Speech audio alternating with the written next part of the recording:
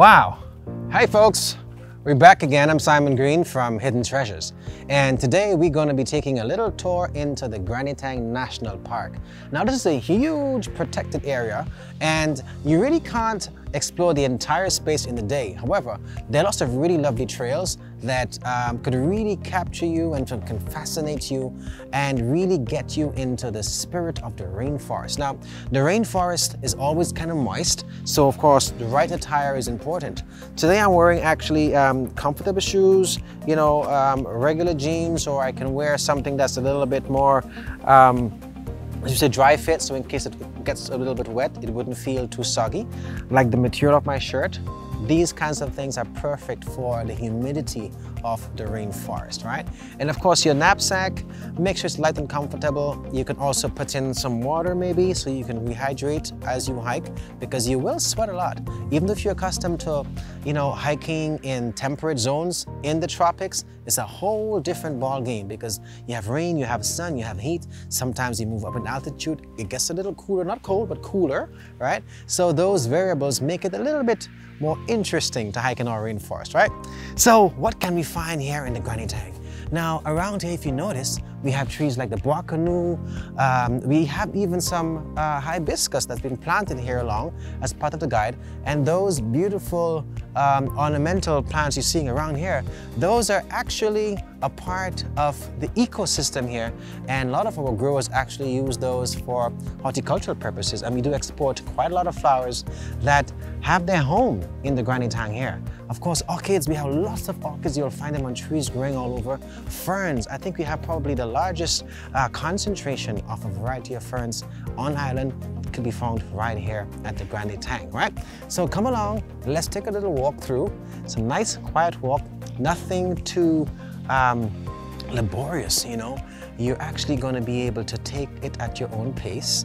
And whether you are a beginner, intermediary, or advanced hiker, there are quite a variety of options right here at the Grand Etang for you to explore. Come along, let's go. Wow, check this out. Isn't this beautiful? Now, the orchids in the Grand Etang are just one of a kind. You have so much varieties of it.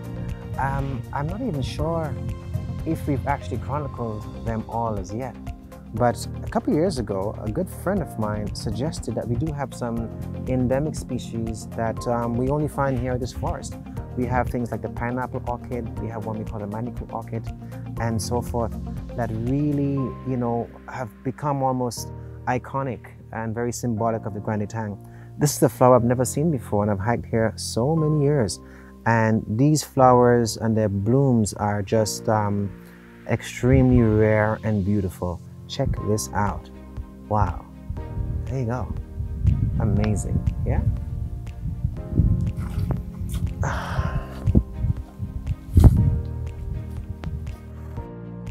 Wow.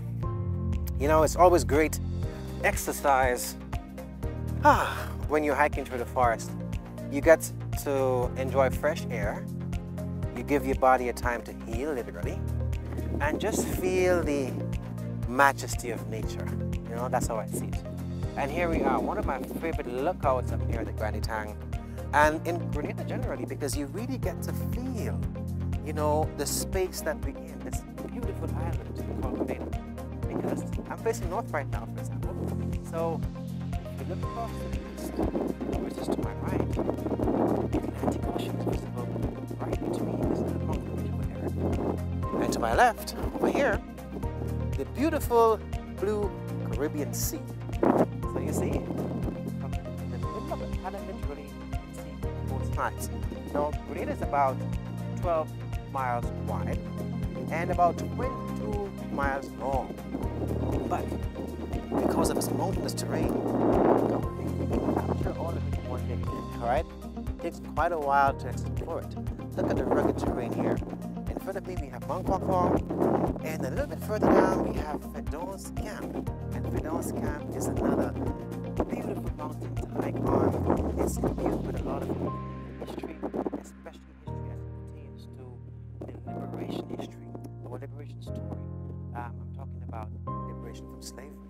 You know, one of our folk heroes, Julian Fedon, that was actually his headquarters, that rebellion basically started the abolition of slavery in Grenada. It's something very similar to the Haitian abolition. We'll talk about it, right? But check it out. We have the Grand Etang Lake here. This lake has quite a history when it comes to the folklore and legend about Grenada, and especially the folks who are involved in the African-based religions, you know, like the Shango or Orisha. So this lake is very sentimental, very symbolic to their religion. But beyond that, the general population actually, I would say, depends on this for a very essential resource, which is water. Grenada has an abundance of fresh water, but this is basically our most precious fresh water body here. The Grand Etang Forest Reserve, National Water Resource Garden, we actually plan to splash here again. So, no recreational use of the experience of catfish or hunt or kayak because the idea is to preserve the integrity of the water so that we can use the types and so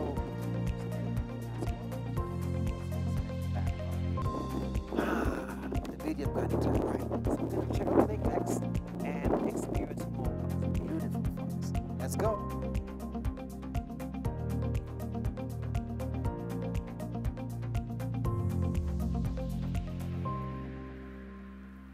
Wow, you know, after walking through the forest, to end up at a space like this, regardless of the experience you had, whether it was muddy, you slid a lot, you may have had a few little scratches from the bushes in the forest, at the end of it, if this is where you ended up, this will be all worth it. You know, there's something really magical about this lake, at least for me.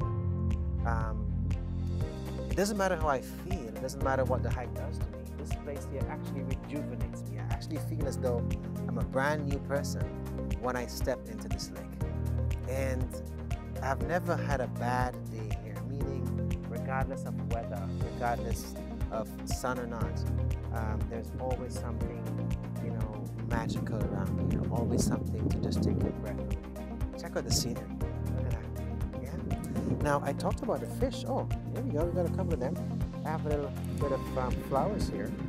It's biodegradable, so don't worry about it. And I'm going to throw it in the water and see what happens. Woo! A school of tilapias. And here they are. Just trying to check out what I drew in the water.